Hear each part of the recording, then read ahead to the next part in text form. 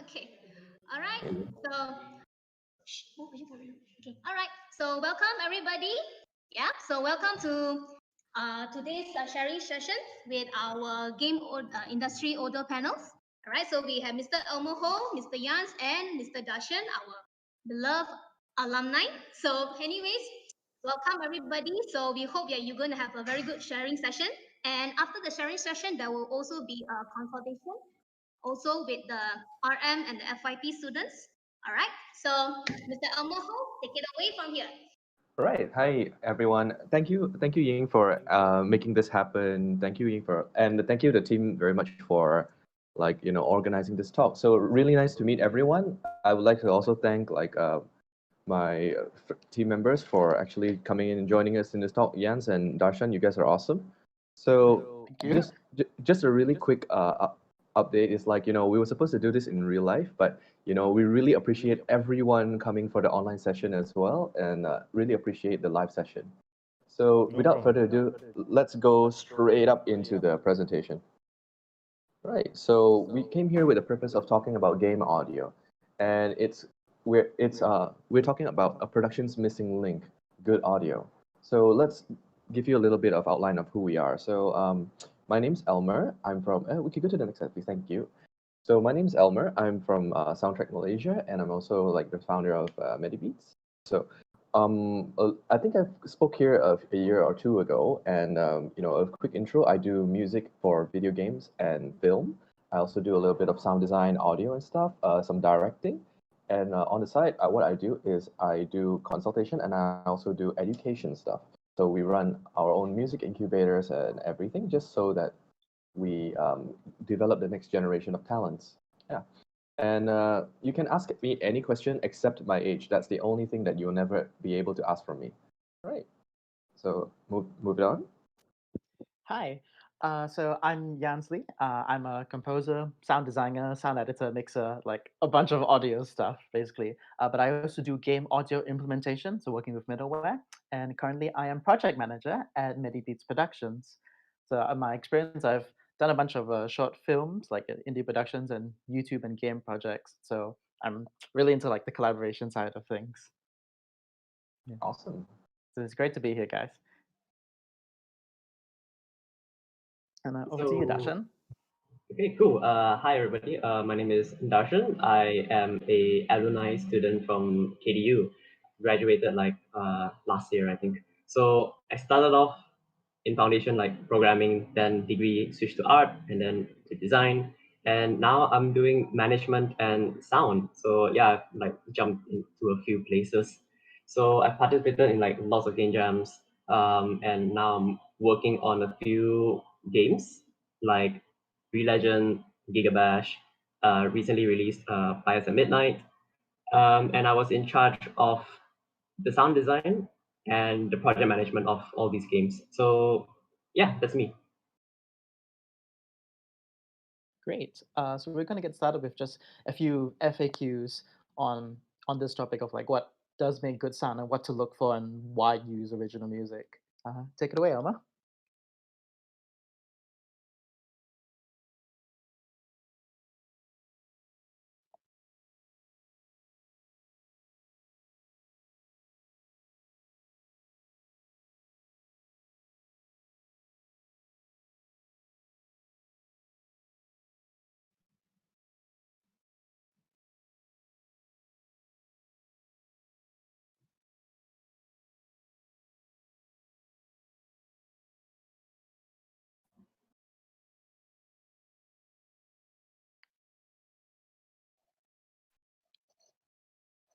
Oh, what Interesting. happened? There's a. There was there was a sudden disconnect. What something happened? Hello? Oh, is it? Oh, didn't hear any audio. I think. Yeah, so okay, hello, testing. Is the audio better now? Yeah, can hear. Yeah, can hear you Oh, now. but no, okay. Okay, so Okay, all all right. right. We continue. Okay, cool. All right. All right, cool. So we're moving on. So this is a general question I think all three of us could really answer. What to look for in good sound Hello? and music? Hello, testing? You can hear. Yeah, testing. Yeah, I can hear you too.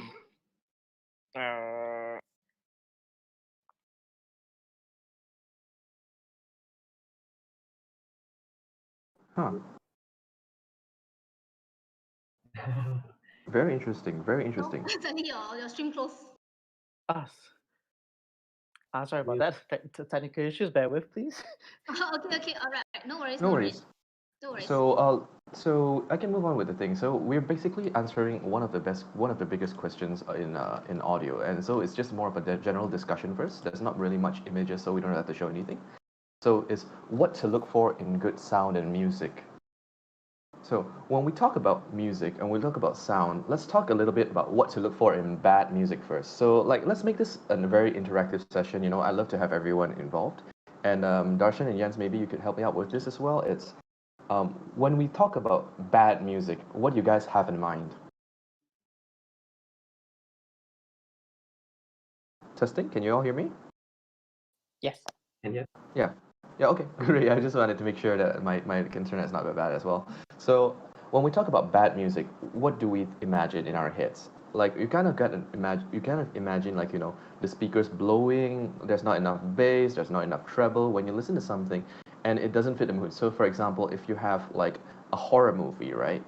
Or you have like like a horror movie and you suddenly have happy music playing, it just doesn't make sense. Or let's say, for example, if you have a horror film and a horror game, most of you are, I'm assuming, are game devs. So let's say if you have a horror game, and in the middle of the music, you are like you're getting very tense, and suddenly out of nowhere there's a in the music. That's a stinger, by the way. So there's a sudden stinger. That's pretty bad placement of an audio, and you will know because like you actually cause other people to jump scare for no reason. So that's really like rather than saying bad music, I would rather put it as a term called unsuitable music, if that makes sense to everyone here. Like, is from the other speakers, do you guys have anything to add to this? Yeah, so coming in from like a more technical side, like absolutely when you have a piece of sound or music that doesn't fit the tone, it'll break you out of immersion effectively. But the same thing can happen when you have sound that has a lot of like glitches. If it's over compressed, that's like when you listen to a song that's played way too loud on YouTube and it's like crackling all over the place, that can also break immersion and pull you out of the mood of it. So that's also something you want to watch out for, of keeping everything within very balanced and safe levels, just to sound well on the equipment you're playing out. so what I would like to add on to is sometimes bad music or sound can also mean sound and music that are not memorable. So one example, I like to use are if everyone has watched this before, JoJo's Bizarre Adventure. So each character has kind of like a sound that is dedicated to that character or like a theme song also. So that is why like you hear like JoJo's characters, their punches, their impacts, they use shotgun as effects, and how you have like the hand using bass boosted sound. So it's kind of like a mismatch, but it works because you remember that okay, this is what belongs to this character. It becomes like in music we call this like a lead motif. It's like something that just represents that character. Like going back to JoJo, like there's something called well, we can take this one because that's actually really the next question of things, right? So moving on to the next question, why do we use original music and audio for the project? Like I would like to continue from what Darshan just mentioned. So basically, when you have original music and audio, what you are essentially doing is you're having an audio trademark. For all of you who knows this tune, da da da da da da, oh, sorry, don't copyright me. The next thing, maybe you want to know like da da dun dun da da dun dun da da dun dun da da da. When you hear that tone, you kind of imagine, you already know what it belongs to. That's what an audio trademark is. You give identity to your product with audio. It's something that people usually overlook quite often, actually, guys. Yeah, like you want something that is memorable. Like you have the Darth Vader's Imperial March theme from Star Wars that John Williams wrote, and like that just sets you in that tone already. But there's some games where you have, like if you want playing Mario and you just have some very generic 8-bit tones, that's not going to be memorable, and you want that to stick in with the audience that you're trying to connect to. And so, like, I would say, you know, one of the things that make a game a really big hit is their audio. Like when people think about Zelda, they don't think about a slasher game. They don't think about like, whoa, this game is like great because like the original Zelda had really terrible graphics.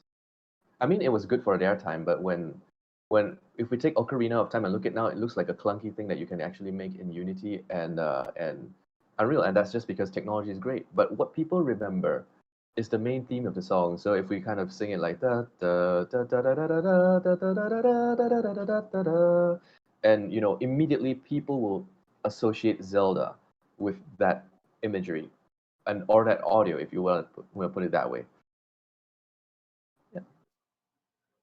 If I might add on to that also, because so an option to use like or like why you would want to use original music or audio is like because you can't get everything from just library tracks. So I'm sure like a lot of options, a lot of times students will just take sounds from createsounds.org. So sometimes you may find the best fit, but most of the times you kind of need to find out how to squeeze the sound into your game as well. Unless you build the animation around that sound or like the whole context of it, then I would add to that point on that is why it's important to start early and to work together. Oh, I can hear audio feed. Okay, never mind. So that is why it's important to start considering sound like early into development also. Um, a good example I'll use is Supergiant games. So like games like Bastion, Transistor, and Hades. Yeah. So they do games very well because they start sound like way early in development. Agreed, and like that's more in towards the game side of things. But in for film, you here's something that like you guys might have realized when you guys are doing cutscenes and all that. There are certain moments in a film or a cutscene or a short snippet of whatever you guys are trying to do a trailer. You want to hit a specific target in the video. So I'll give you an example. Like imagine this guy, he's running towards you, and then he's jumping, and he lifts his hand with a maybe a like an axe or something, and he's got this suddenly enters into slow motion, and it chops down, and it hits the wall. So you want, as he's running, you want a really exciting music, and when he jumps up, you want the music to suddenly stop, get a really low rumbling sound like, and then when he slashes down, the music continues. With original music and audio, you can actually tailor your music to fit your project.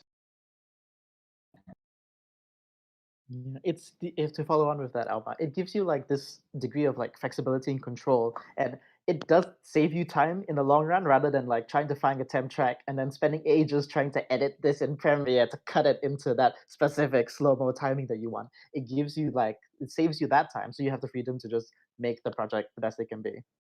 That's so relatable, man. But yeah, it's always good to get original music, and even if you guys don't commission music, it's always good to learn a little bit of how you create music. So like some of the good DAWs that we might want to recommend to you all is this is just a general free one. It's by BandLab, Cakewalk. That's somewhere you can start creating your own original music, or if you want to commission music, just collab with a musician just to create your own audio assets. That probably makes it easier. So like moving on, if that you guys have anything to add about this? What is the DAW? Oh, so a digital audio workstation, DAW for short, is a software where we create music. You guys could Google this up. So it's basically, there are multiple softwares like Cubase, Logic, Pro Tools, Reason, Presonus, GarageBand, or even like Fruity Loops, Ableton. You can just Google that up. It's called DAW, Digital Audio Workstation. You plug in your instruments and you just key in key in your notes, and you can create music and audio. You can record stuff So in there too. I'll add on to that on like how I used Audacity when I was still working on my FYP just to like edit the sounds. Like it wasn't the greatest thing to use, but it got the job done at the time.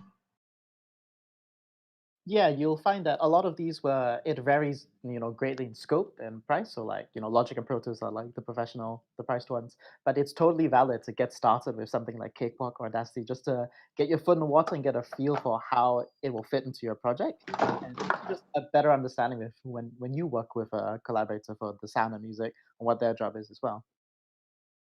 But yeah, we'll move on to next FAQ Yep. on like what is the workflow like for working with original music compared to picking out of library sounds? Hmm. This is something that's very interesting.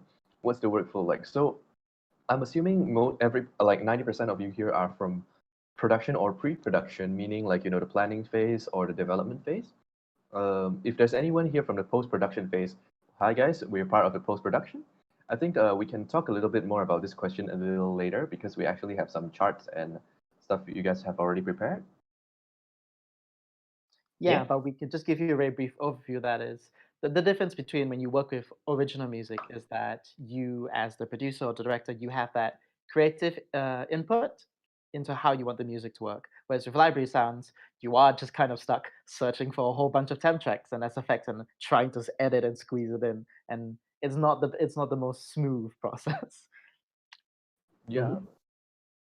So there is a in our end, like if you guys want to add something a little bit later on, is we do have a system of how we work things in the audio side. It is quite unique only to the music and audio side, and it varies very differently between film, long form stuff and short form stuff like or like interactive stuff and linear stuff. We'll talk a bit more about that in detail in a while. So, do you guys want to add anything? Yes, I would like to add a bit for the game side of things. So the producer in like a team would, or like that role would probably fall onto the designers. So that's something that y'all would have to take note of, lah. So things you have to take, uh, be careful of is like the world, the setting, the mood of your game, because that can very well dictate how your game would sound and like feel like. Or if you do have like a sound director or like someone who is doing the composition, if they have a vision, then they need to work together with the team to try to get those points across. Animation team also because the sound can definitely change if you add like a VFX or two. So yes, do always keep each other informed because there is like a bad habit of people leaving the audio side of the team like out of the loop. So yes, please remember that. Yes, advice from a senior to a junior. Yep. Cool. It is true, however, that like every member of the thing should be in communication. And that brings us to the next point really. Like, anything the producer needs to prepare for the audio team. It does bring us to this point actually, because when you're in communication, one of the okay, I'm just gonna voice out my frustration as well sometimes. When Yeah. we receive a brief from the producer, when I'm saying producer, I don't mean the music producer, like just the producer in general. Sometimes they come at us. This is from experience. So they come at us with the whole product itself. It doesn't matter if it's a game or film, and they don't know what they want. When I say they don't know what they want, now I'm not gonna give any names because like I respect my peers very much, but I would like just to say this is a pet peeve of ours is that we would always like you all to tell us, okay, you're making an action game. Do you want a more like you want more EDM approach? Do you want some rock music? Do you want some guitars in there? You want to make it heavy or do you want to make it laid back? Do you want to make it cyberpunk?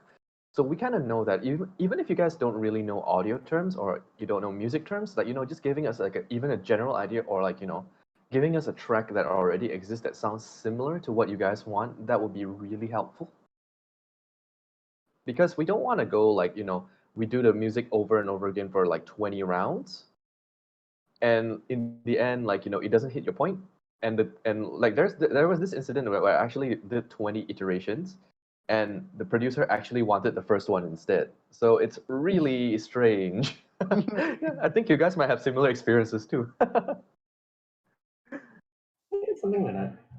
Yeah, we could definitely say just like it is super helpful to get a brief, and sometimes the producer doesn't necessarily know what they want, like don't have the vocabulary for it, and that's okay. That's totally valid because their thing is focused on the film or the game, the development. So you, as is the audio person, want to be in communication and just have like an honest discussion on what we are looking for, so that we can make the best music that you want. So some things that if you don't mind me following on, some things that you might would like to see in a brief from your client would be you want like just a genre, as Elmer said, like do you want cyberpunk, do you want EDM, do you want like rock music? That's already super helpful.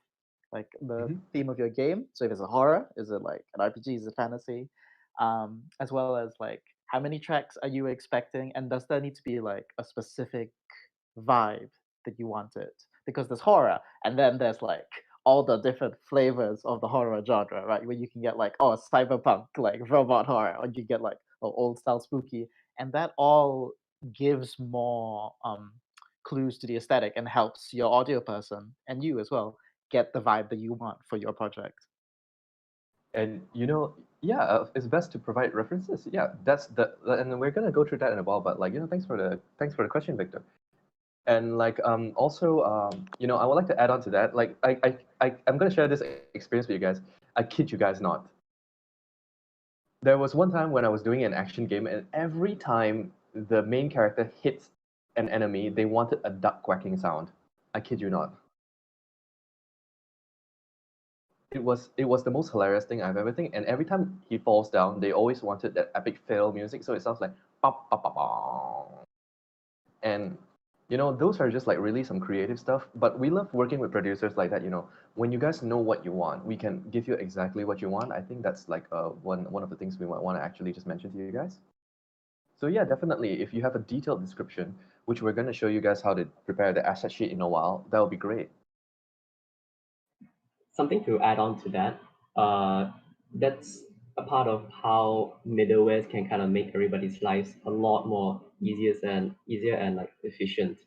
Uh, a link that I shared on the chat was Celeste's Resurrections. So that is the soundtrack that plays on that stage of the game. So the point of the sound, the point of the track, it kind of evolves along as your character goes through like different stages of that scene. So yeah, that's cool.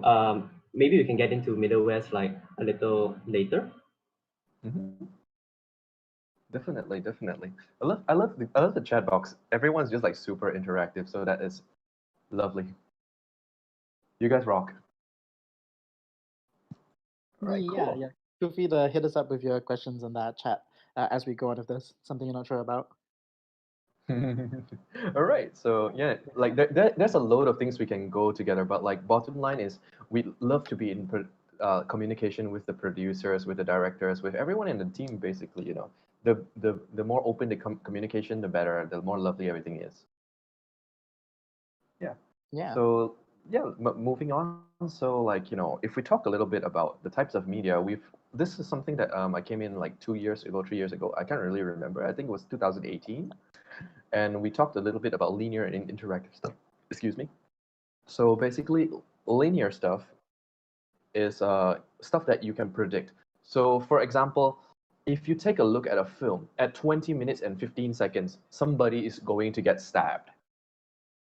So no matter how many times you watch the film, unless you cut and edit it, lah, no matter how many times you watch the film, 20 times, 30 times, 120 times, 29 times, 67 times, 69 times, 420 times, whatever you want, it will happen at that specific moment.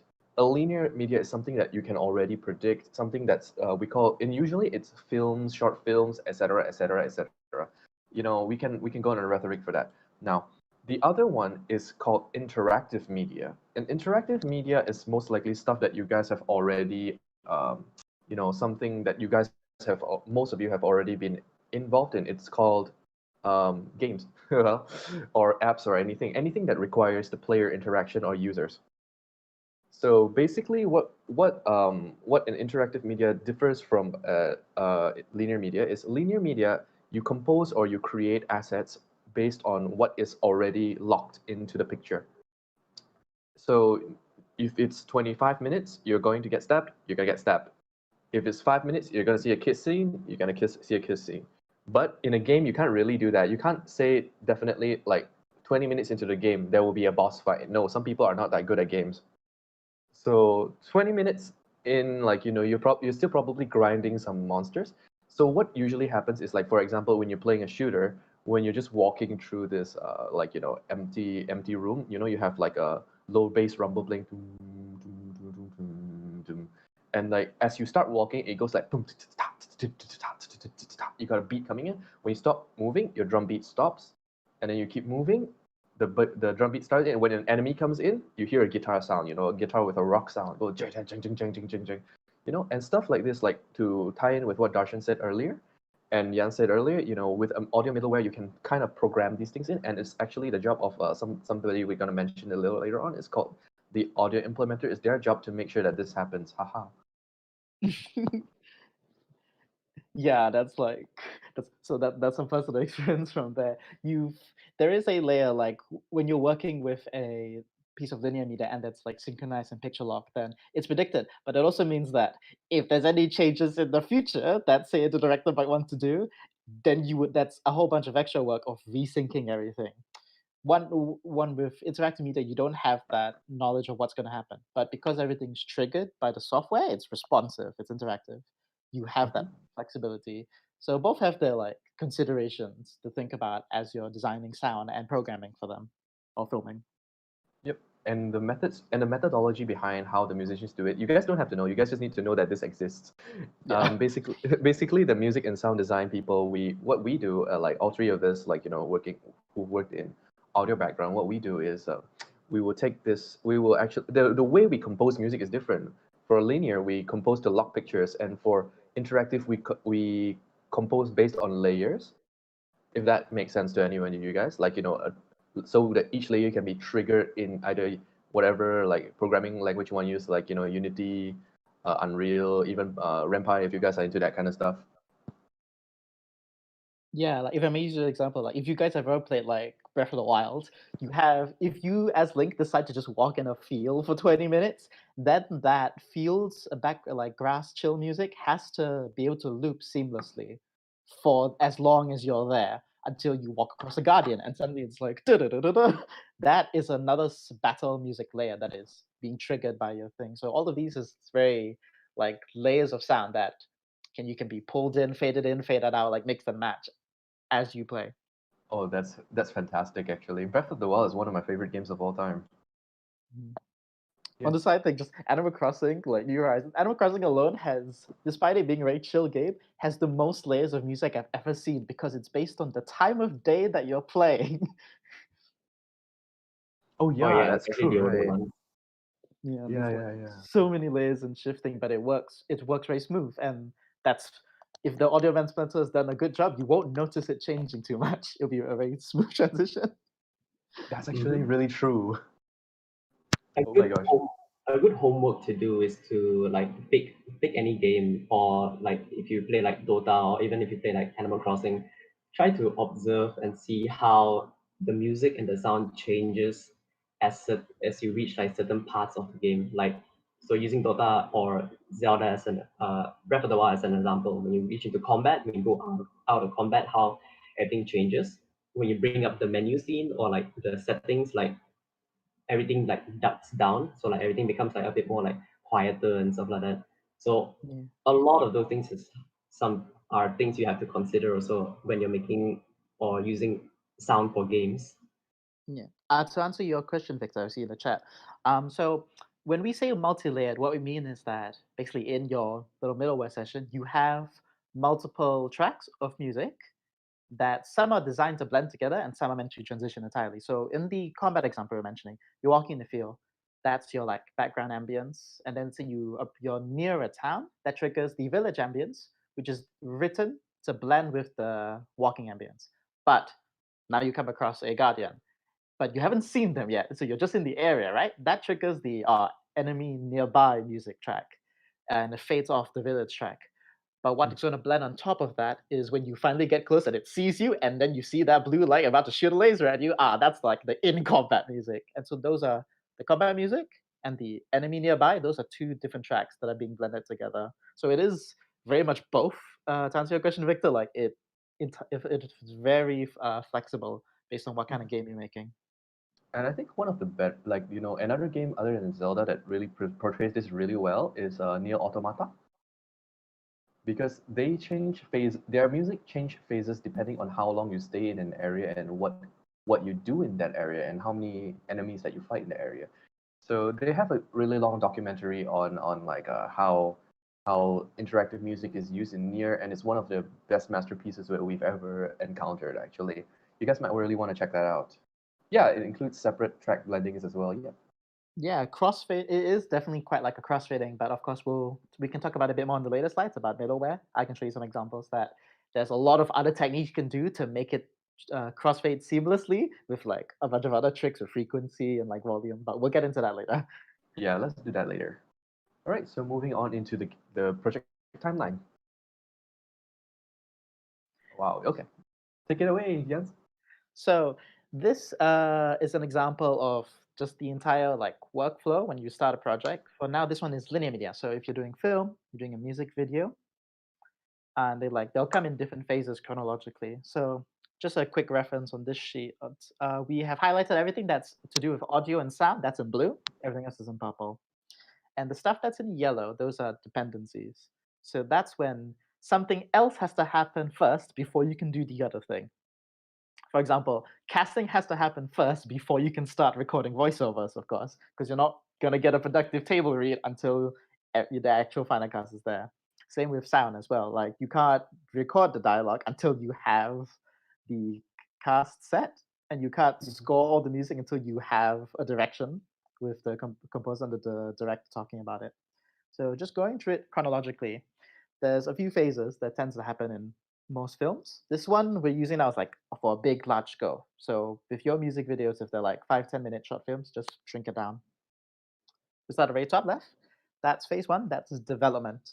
So you get the script, it's finalized, and any other like attachments and the financing, the funding for all that, once that's all settled, and you have like a proper screenplay written, then it goes into the phase we call pre-production.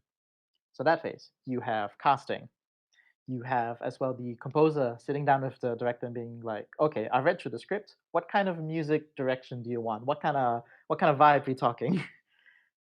At the same time, you have your location sound guy. So that's the person where he'll come along with the photography team whenever you like scout.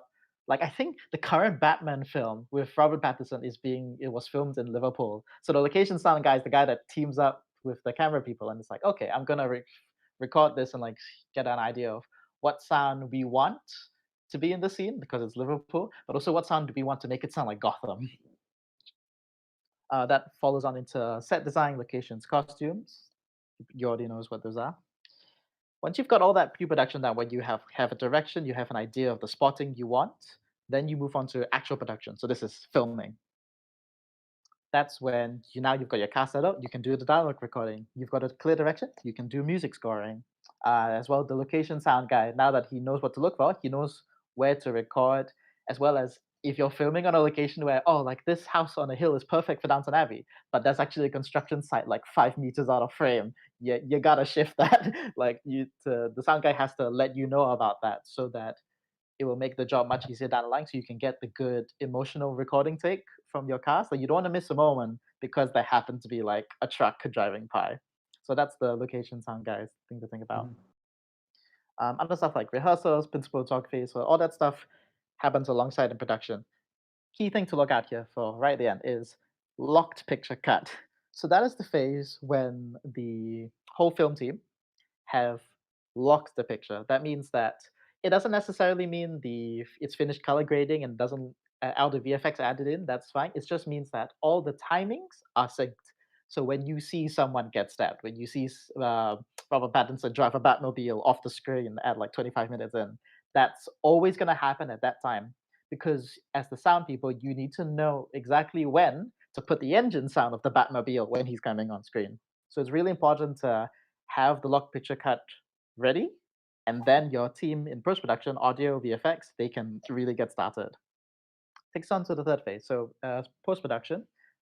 First thing is you normally want to do with that is have audio spotting. So that means for you people who are doing like film and games, that's when you get your whoever's doing your sound design, whoever's doing your explosion sounds, whoever's recording like all the cutlery being moved about, that's Foley.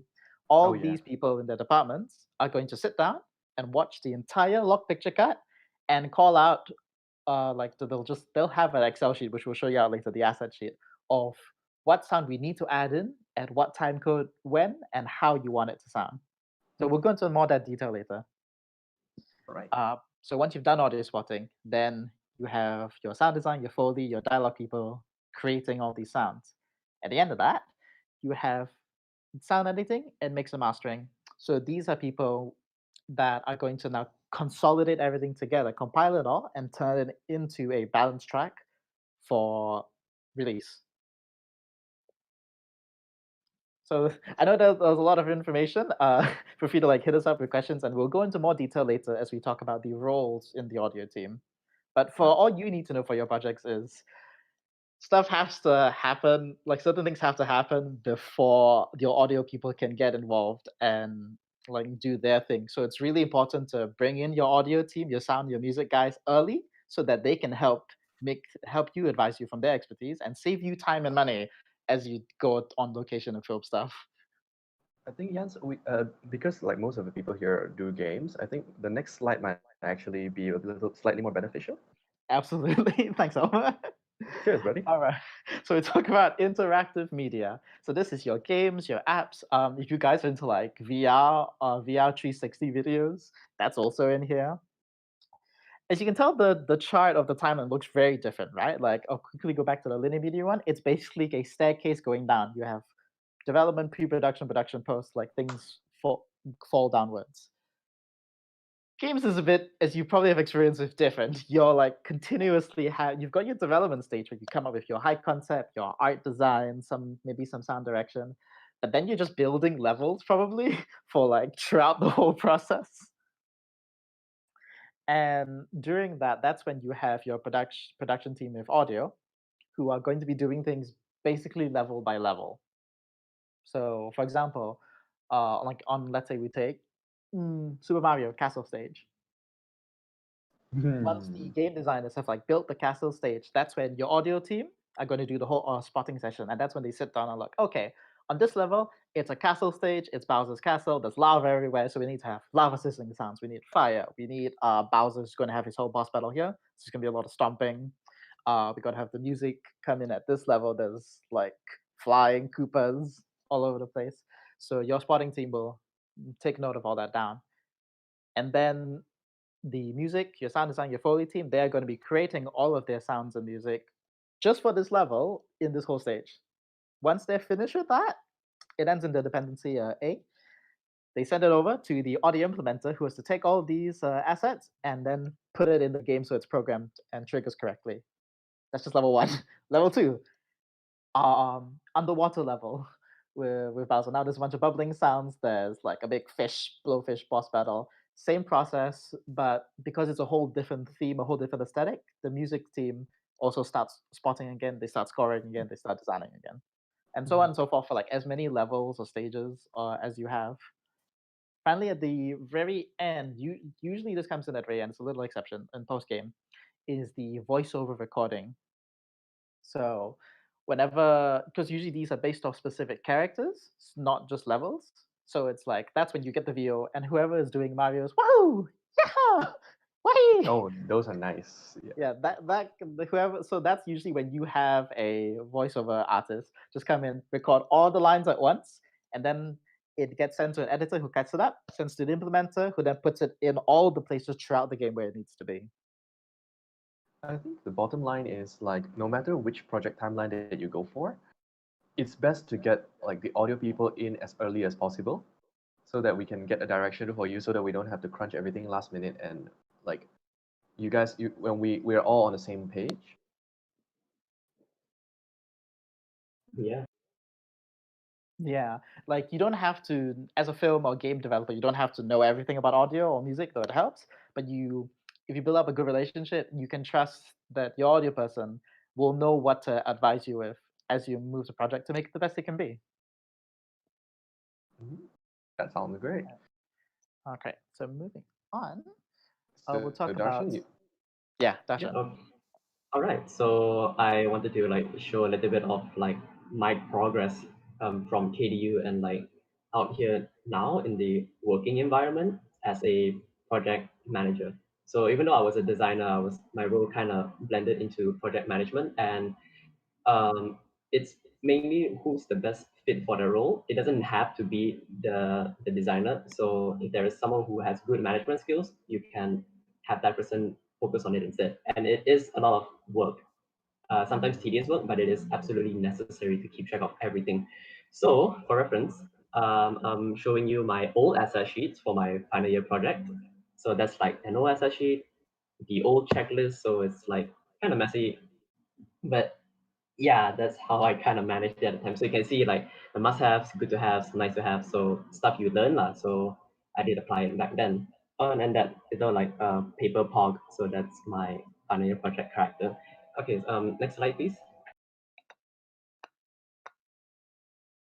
Yeah, so this is how I used to do the schedules. So the first month, your minimum viable product, second month, good to have, and then the last month, polishing.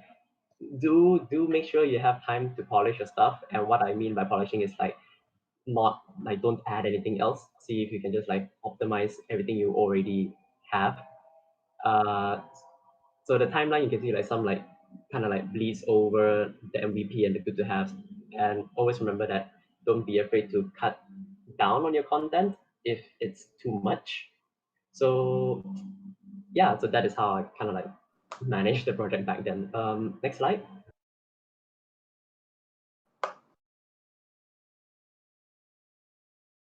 Okay, so coming to the projects that I've been handling here, I guess in the industry.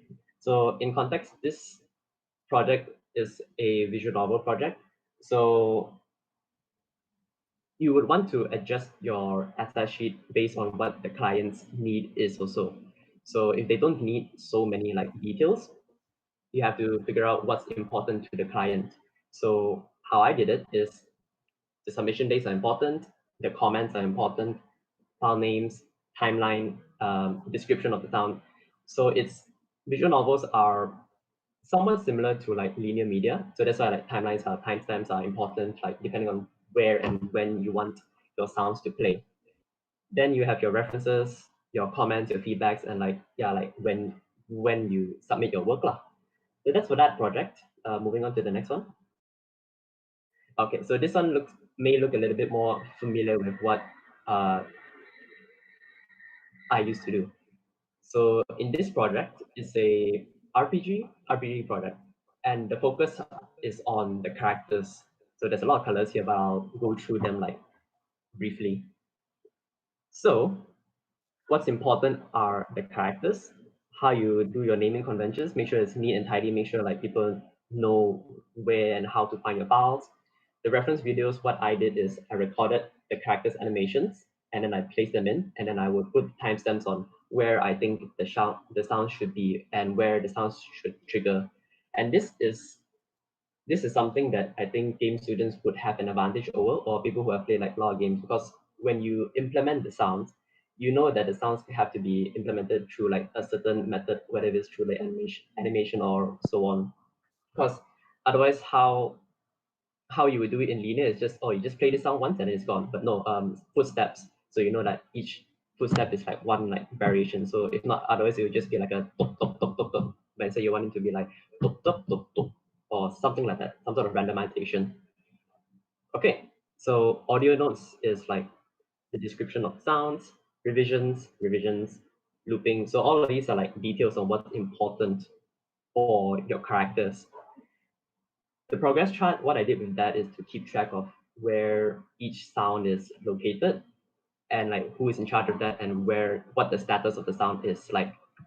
So basically it's starting from you record or you get information of the sound, you start crafting the sound, you will render the sound out, which means to like export it so that you can use the sound on its own.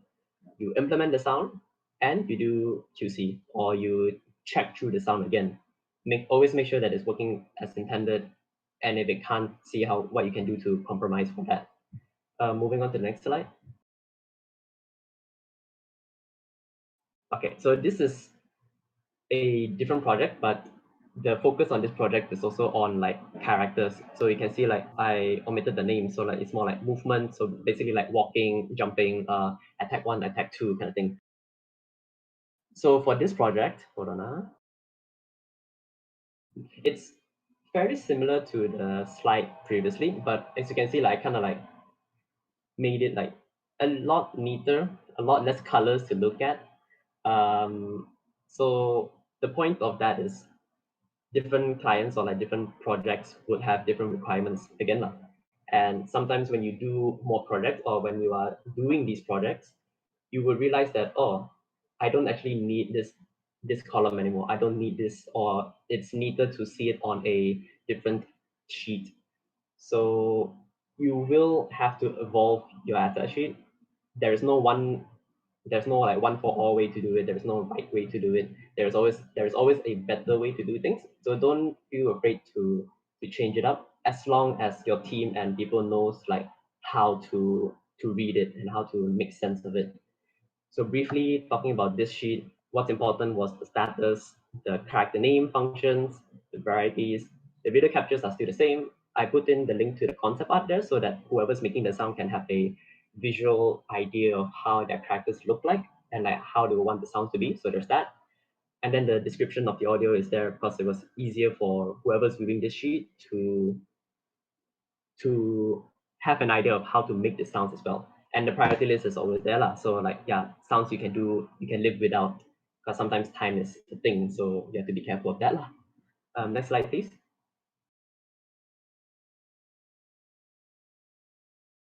Okay. Oh, if you haven't drink water, please drink water. My mouth is a bit thirsty. So on this slide, it's more of a checklist. So from my old slide, I did also have a checklist. So I found out also it was a lot easier to keep track of things when you do have like an asset sheet and a checklist just to keep track of things like. And that is how we recorded our progress for this project also. So as you can see, the submission date, like which one is nice, which one is not. So if you have a lead, then you will report to them. Or if you want to discuss it as a team also, then yeah, please do so. Please like talk about how which sounds are nice, which sounds are not, or what assets are good and not. So you can also apply this to I think other streams, so like art and tech. The point is to make things neat and tidy lah. Um, Asset sheets are also Google Sheets are also a very good, it's a good skill to learn because there's also like a lot of neat tricks you can do, like how you freeze the column so that you can scroll up and down without losing track of the character's name, so on and so forth. So if you are doing a management role, take some time to pick up that skill. Okay, next slide. Okay, so sorry, so the previous slide was a feedback list. So this is my checklist. So I was talking about the freeze frame. All the stuff on the left, you can kind of omit it. So the most important one is the status. So that kind of keeps track of what else you have left to do for your game lah. And yeah, that's kind of it. So that project we have like more documents, but to us it was easier to keep track of everything. So yeah. Indeed. So one of so that was great. Like we will definitely go through your asset sheet. We during the consultation later with everyone, we will kind of sit down with you guys and look at your projects, and we'll spot the asset sheet together with you guys. So don't worry, we'll guide you a little bit hands-on later on during the masterclass. Great. So I know this next section is a little bit of a conundrum because most of you are probably seeing this for the first time.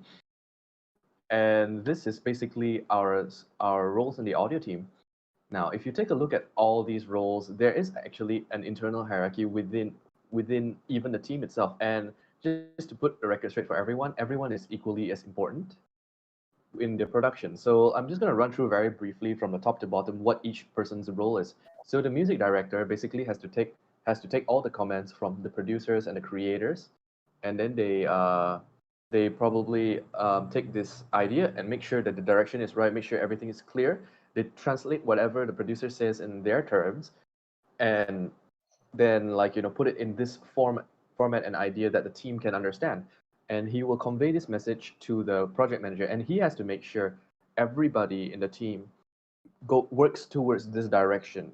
The music director is basically the first and last set. Well, I mean, yeah, it is more like a workflow, but it is more like and then like it's just he has just had to make sure like everything goes according to that thing. It's like the last line of defense.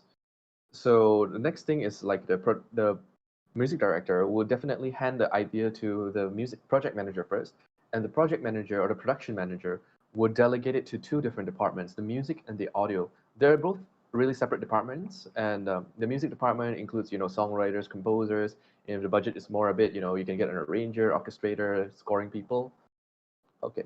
And and then after that, if you need recording, so sometimes in OSTs you need like singers and you want certain live musicians, and that's where we get talents and the recording engineers in. And once all of that is settled, you have a one music mix engineer mix everything, and it goes to the next line of things. Now, going to the audio side, we can split audio into three different categories. The sound design, or in film terms, we call that the hard effects.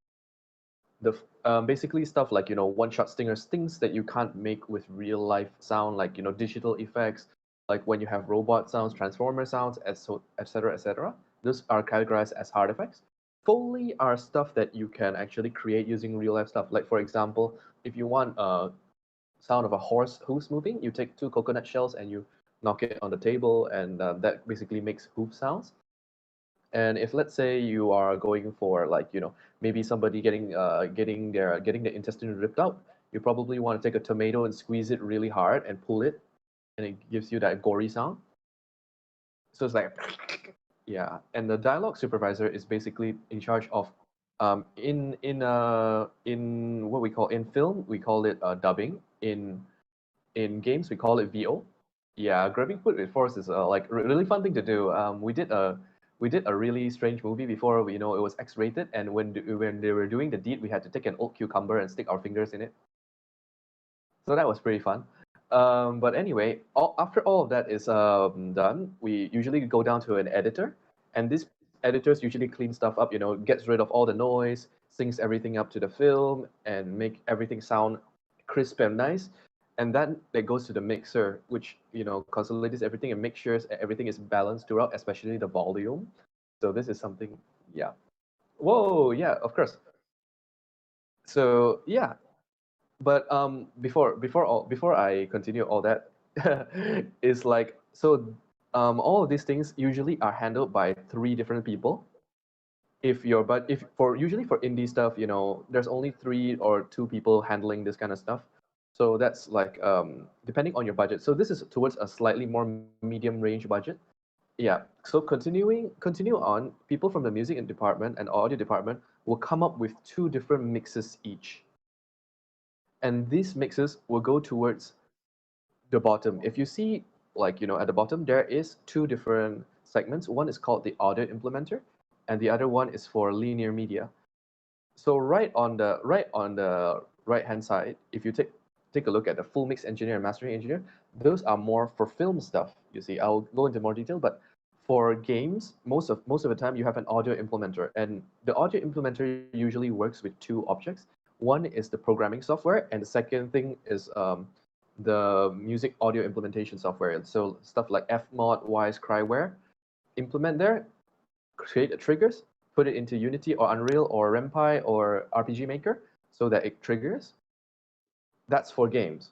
Now for film or any linear media stuff like TVCs or stuff, we will usually go through a full mix engineer first, and the mastering engineer would make sure that it's correct for like maybe 5.1 and all the other stuff, which brings us to the next segment, mastering for different publishing platforms. Yeah. So for this one, we're just going to go this way, like a very brief overview, but just something to raise a little awareness on. Let's say you've done your super awesome music video, you've built your like super cool game. Now you want to release it. You've got all the sound. How do you make sure that the sound you've made is going to sound as intended to the people who are going to be playing it and watching it? So we'll start with linear media first. There's like a bunch of categories. These days, for most of you guys, you're probably doing like short films and music videos. That's going to be on YouTube, Vimeo, Spotify, or podcasts. That tends to always be in stereo. And these online medias have like their mastering standards. You might come across the term like broadcasting standards. that basically determine how loud the sound is going to be before it'll start to get compressed by YouTube by YouTube system, and same with Spotify. And so there's just something to be aware about that. When you play online, it's probably going to come out of either someone's small laptop speakers or like their headphones or like even their phone is just a single mono speaker. And so you have to be aware of that.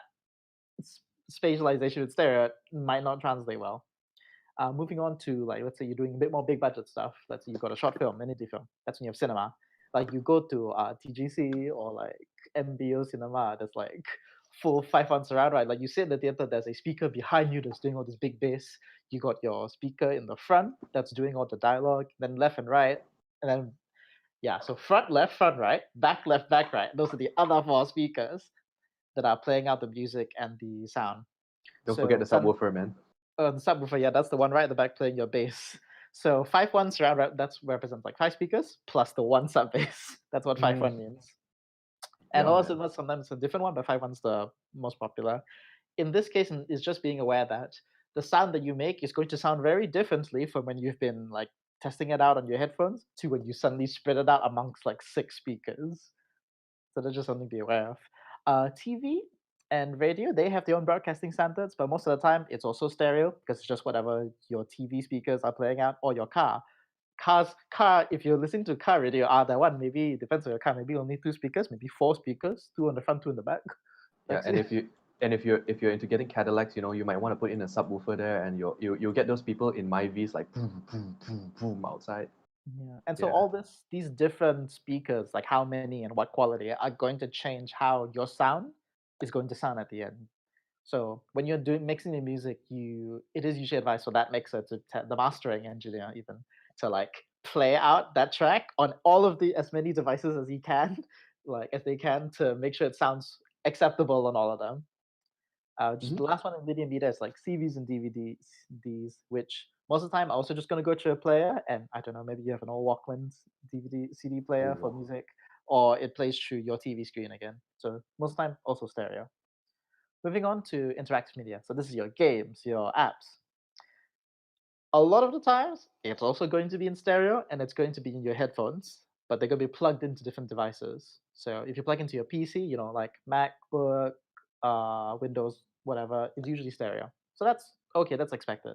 Mobile devices, a bit different because they only have one audio jack usually, and the speaker is in mono. So if you have a track that's got a lot of cool stereo effects, where you've got an echo coming in the left ear, and then you turn around a horror, then it's like a jump scare, and the echo comes on the right ear. In mono speakers, that effect is gonna vanish, if not lessen entirely. So it's something to be aware of. But as soon as you plug in headphones, stereo, it's fine. Plug-in consoles are similar to TV. It's whatever speakers your TV are, so that's okay. Portable Oh, okay. consoles, though, like the Nintendo Switch.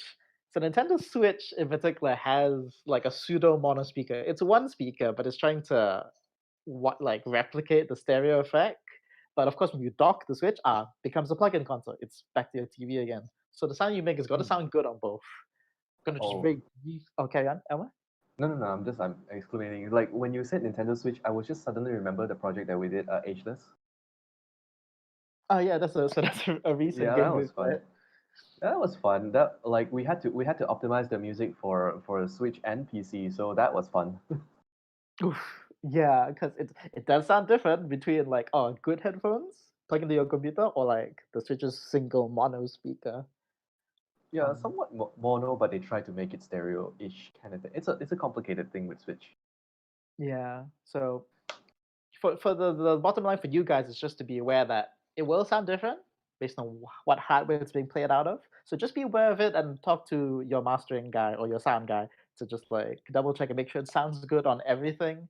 As many devices as you can, like play it on a friend's Switch, get a friend's Android phone, put it in somebody's car, like on a CD or like a pen drive, just to like hear how it sounds in these environments. Just give you a rough idea. One Mhm. very quick thing I'm gonna mention, just because it's like a lot of future stuff is happening these days, is augmented reality and virtual reality.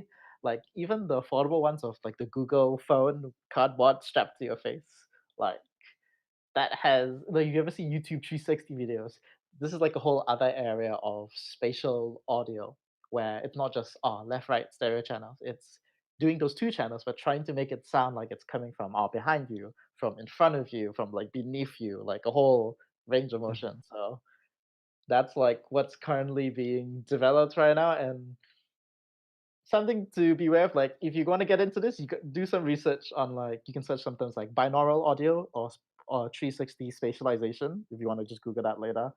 If you ever decide to get into VR apps or AR apps. All right. Yeah. So I So think that's basically the job of the mastering engineer. And like there's like so in a way, in that workflow kind of thing, it's kind of like everybody has a role to play. So if one person like breaks down, we have to make sure that like so sometimes in an audio team, some people might have multiple different roles. Like for example, if you don't mind me mentioning, Jans, yes. if you're the project manager at the same time you're also like sometimes the audio implementer or the mastering engineer. Yeah, so like of course in MediBeats I work with like a really great, awesome team, a production team who do a lot of sound and music. But oftentimes based on like if you've got multiple projects coming in and we're all like we have to all pull our weight and do different things. So officially main job, project manager. But then sometimes like for ages I might pitch in and I'll suddenly be doing some sound design or like editing some VO, or like for a soundtrack I might be pulled in to do the mix and then the mastering. So it very much for you guys, especially if you're doing like little indie music video short films or games, you may only have one or two people. Like the chat we have is for large scope, the full it can be. Sometimes you may just have one or two sound people who are just doing all the music is one person and all the sound is one person. Oh, that's very relatable, especially for indie stuff. Yeah, when you have maybe a lot more time but not enough, not much money, not much budget for it. So you can, that is the trade-off usually of the budget versus the money. Of if you only have one or two people doing it, they can do it, but it will take time because you got to do it in sequence, and it will be based on their expertise. But like getting started, it's totally nothing to be like ashamed of. It's totally valid. It's like as you just do more projects and you do more films and like games, you will learn a lot about it, and hopefully you get to know your sound person a lot better too. If I Cool. could just, So can I just add on a little bit more? So, Yeah, sure. just to kind of like wrap it up, also like, do take care of your health also, because in a small team also like you may have to wear multiple hats and like do manage your time to yourself also. Just take care of your health, please. This crunch is not worth it. Yeah. So if you guys are not super familiar with the term, Dasha, do you want to just explain a bit what that means? What? If you want to explain a bit what the term crunch means, in this case, it's in the industry thing. So crunch is basically like you're overworking yourself, and it's like you either don't have enough time to finish everything, so you try to sacrifice some of your health or like sleeping time to just finish all your work, or like last minute work, or all of those stuff. So anything that, and because why it's dangerous is because it can lead to burnout, and like when you burn out, you cannot function. So bad examples are like the news that is going on around like CD Projekt Red or like Naughty Dogs. So crunch culture is a very real thing here in game dev, and I'm very sure that all, if not most of you have experienced like this in one way or another. So don't treat it as a joke. Please do take good breaks. take proper time. Yeah, take proper time for yourself and in your projects. Yeah, maybe just an advice for the young ones out there. Do practice this. I actually learned this from my coworker as well. He came for the talk the previous time as well. So I'm gonna quote him on this. Do 45 minutes of rest, 15 minutes of break. Not and when you work, try not to work more than 8 hours a day. Yeah, there comes like a certain point where even if you want to like pull an all-nighter, the body just like doesn't have the energy, or the brain doesn't have that capability anymore. So even if you push for like another 2 hours, try and get the deadline in, you're going to start making mistakes. You're going to let things slip by. The quality will suffer, and so it's much better to just take a nap, uh, for like at least an hour, get a good night's sleep, and then just come to it in the morning when you're refreshed and able to do work. You'll find that I tend to find that you will work quicker and better after that rest than trying to crunch it all night. Like, And just don't there's make a habit of it, yeah, and of crunching. there's something that like me and Jens, we both probably know this, but I want to confirm this with Darshan and the rest of the team as well. So there's a term in audio we call ear fatigue. Is Oh once yes. you once you listen to something that's like way too long, you have this bias that even if it's bad, it sounds good.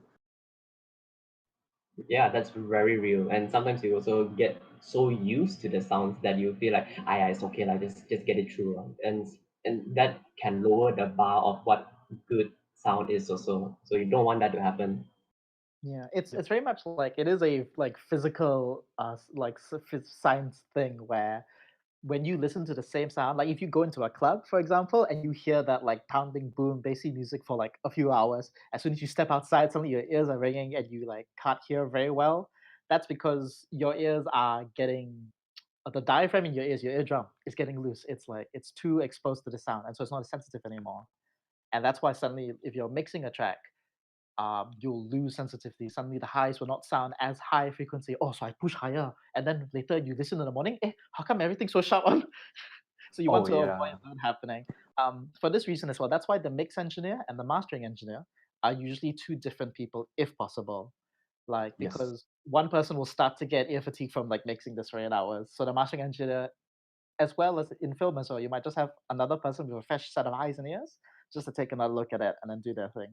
If you can't afford that, let's say you're just a small group and it's just one guy doing the film and one guy doing the sound, then absolutely just like take some breaks, like rest your ears, do a different task that doesn't require your ears, maybe some organizing, and then come back to it like a few hours later. Mhm. So it's very real. So guys, remember to drink water, remember to stay healthy and stay safe. Stay safe, take care of yourself. I guess you can go to the last slide, like ways to contact us and stuff like that. Yeah. Yeah. So thanks so much. That is going to be it for us in our talk. Thank you so much for tuning in. It was super great having you. Thank you so much to my co-speakers as well. Elmer Ho, you can find him as Elmer Draco on YouTube, LinkedIn, Facebook, me on LinkedIn, and Darshan on Twitter. Do give a short intro of yourself too. Who, Okay. me? No, I mean like if like the students come to like contact us and stuff. Yeah. Do tell us what you're about, you know. But yeah, it'd be great to hear from you guys. Thanks so much and, for coming. and we also want to thank Ying for making this happen. Yes. Yes, Ah, thank you Thank so you, much. Ying. so much. Thank you so much, the three of you, for doing this. I really, I can't say I am so glad and I'm so happy. And that was a very, very productive and very, very insightful talk. I think it's amazing. All right. So I really hope that we can do this more in the future. Yeah. I Yeah, I really, love really that. Yes, would love love to. it. Yeah. Really love it. All right. So anyway, hope your students enjoyed yourself today. Yeah. So and also for the FYP and RM, I have already. Anyway, I just uploaded the schedule. I think it's somewhere around in the chat. Okay. So to make it easy, we will create. Hello. Great. Okay, Great. sorry. Yeah, so sorry. So I've already created 3 rooms. So to make it what easier, the consultation faster also. Because I'm only afraid that it might take a bit too long. So I've already created 3 rooms. So maybe the panels can discuss among yourself which room you want to enter. All right. Sure. And okay. So yeah, it's round that. So hopefully you all can see it. And also all right. So thank you so much again, Elma, Darshan, Yans. Thank you so much for So thank you so much the for making this sharing. happen. Yes, definitely, and thank you for your time as well for doing this. Right. Okay. So that's about it, everyone. So we will begin the consultation at 3:50. So I think can give you guys a bit of a rest first again, the panels. Just sounds good. Thank you Right. very much. Thank Right. you. So yeah, I will send you the details again regarding All of the right. consultation. All right. So thank you all. Thank you all so much. Thank you. Hey, you guys have been a great audience. Like, share, subscribe. I'm sorry, wrong thing. Take care. Okay, Bye. Okay, everybody. guys. Yeah. Take care. Yeah.